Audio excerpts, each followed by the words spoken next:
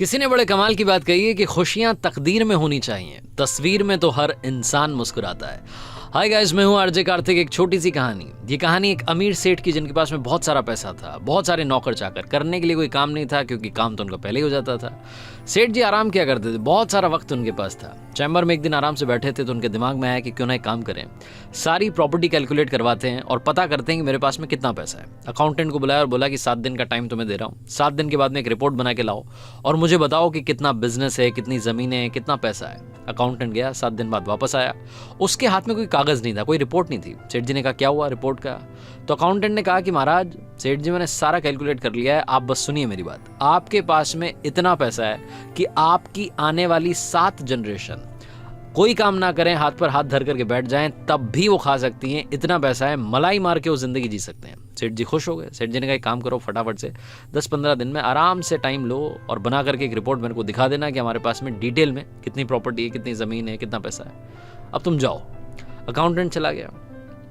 जैसे वो चैम्बर से बाहर गया, सेठ जी के दिमाग में दूसरा सवाल आया। सेठ जी सोचने लगे कि 7 जनरेशन का पैसा तो हमारे पास में है, ये तो अकाउंटेंट ने बता दिया, लेकिन 8वीं जनरेशन का क्या होगा, 8वीं पीढ़ी का क्या होगा? वो जो 99 का फेर होता है, वो सेठ जी के दिमाग में घूमने लग गया। सेठ जी घर गए तो मन नहीं लग रहा था। पोतों के साथ में पहले खेलते थे, उस दिन खेलना पसंद नहीं आ रहा था। सेठानी जी से बात नहीं कर रहे थे। सेठानी जी ने पूछने की कोशिश की लेकिन बता नहीं रहे थे।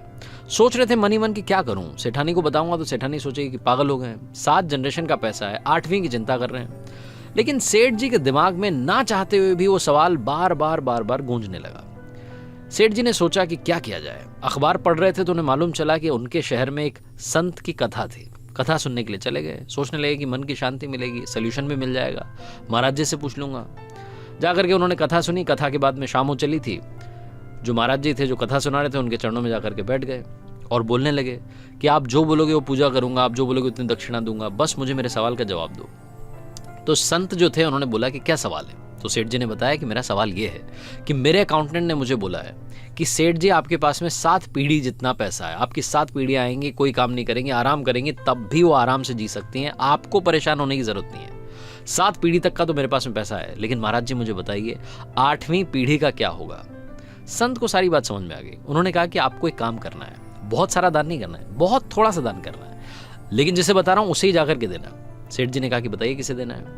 तो संत ने कहा कि आपके शहर में जो बस्ती है, उस पुरानी बस्ती में एक झोपड़ी है सबसे आखिरी में, उसमें एक बुढ़िया रहती है। उन बुढ़ी अम्मा के पास में ज्यादा पैसा नहीं है, कपड़े नहीं है, खाने के लिए आटा नहीं है, बड़ी परेशान रहती हैं। उनको जाकर के आधा किलो आटा दान कर दो, बस इतना सा काम करो, आपकी जिंदगी में कृपा आने लगेगी। सेठ जी खुश हो गए, उनको मंत्र मिल गया। जैसी कथा से निकले, फटाफट से कॉल किया नौकर को और बोला कि 1 क्विंटल आटा लेकर के बोरी भर के गाड़ी में डाल के फटाफट पहुंच जाओ बस्ती में। इधर से नौकर पहुंचा, इधर से सेठ जी पहुंचे।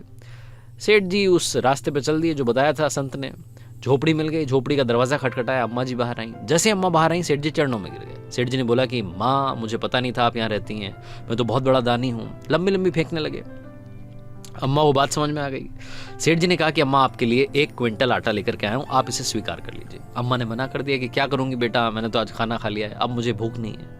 सेठ जी ने कहा अम्मा रख लीजिए, महीने भर का राशन हो जाएगा, आप आराम से जिंदगी जिए, आपको कोई भी परेशानी हो मुझे याद कीजिएगा। अम्मा ने कहा बेटा नहीं चाहिए।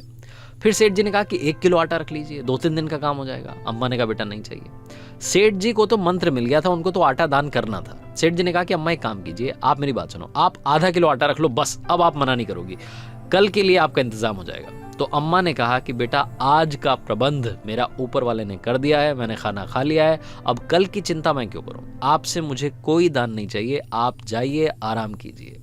जैसे अम्मा ने बोला, सेठ जी को समझ में आ गया कि महाराज जी ने यहाँ झोपड़ी में क्यों भेजा था, अम्मा के पास क्यों भेजा था। उन्हें सारी कहानी समझ में आई। अम्मा जिन्होंने बोला कि मुझे कल की चिंता नहीं है। इस जिंदगी में छोटी सी कहानी बहुत बड़ी बात सिखाती है। लाइफ में लालच की कोई सीमा नहीं है, खुशियों की कोई सीमा नहीं है, कोई पैरामीटर नहीं है। खुश होने वाला इंसान दाल चावल खा करके भी खुश हो जाता है, और जिसे खुशी नहीं मिलती उसे पनीर खाने के बाद में भी खुशी नहीं मिलती। छोटी सी कहानी लाइफ में बहुत बड़ी बात सिखाती है। सेटिस्फैक्शन के साथ, हौसले के साथ, सामर्थ्य के साथ कर दिखाओ कुछ ऐसा कि दुनिया करना चाहे आपके जैसा। याद रखिए, हर सोमवार सुबह 9:30 बजे मेरे चैनल पर एक नई कहानी।